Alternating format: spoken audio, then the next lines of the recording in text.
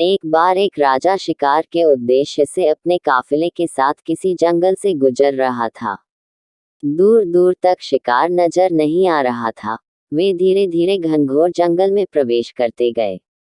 अभी कुछ ही दूर गए थे कि उन्हें कुछ डाकुओं के छिपने की जगह दिखाई दी।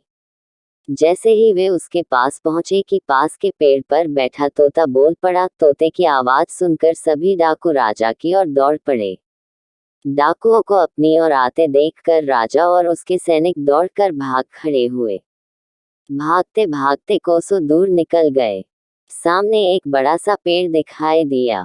कुछ देर सुस्ताने के लिए उस पेड़ के पास चले गए। जैसे ही पेड़ के पास पहुंचे कि उस पेड़ पर बैठा तोता बोल पड़ा। तोते की इस बात को सुनकर राजा हैरत में पड़ गया और सोचने लगा कि एक ही जाति के दो प्राणियों का व्यवहार इतना अलग अलग कैसे हो सकता है। राजा को कुछ समझ नहीं आ रहा था।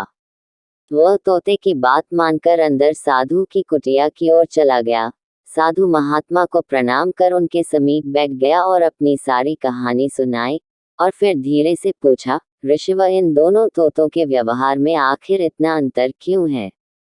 साधु महात्मा धैर्य से सारी बातें सुनी और बोले, ये कुछ नहीं राजन, बस संगति का असर है। डाकुओं के साथ रहकर तोता भी डाकुओं की तरह व्यवहार करने लगा है और उनकी ही भाषा बोलने लगा है। अर्थात जो जिस वातावरण में रहता है वह वैसा ही बन जाता है। कहने का तात्पर्य यह है कि मूर्ख भी विद्वानों के साथ रहकर विद्वान बन जाता है, और अगर विद्वान भी मूर्खों की संगत में रहता है तो उसके अंदर भी मूर्खता आ जाती है। इसलिए हमें संगति सोच समझकर करनी चाहिए।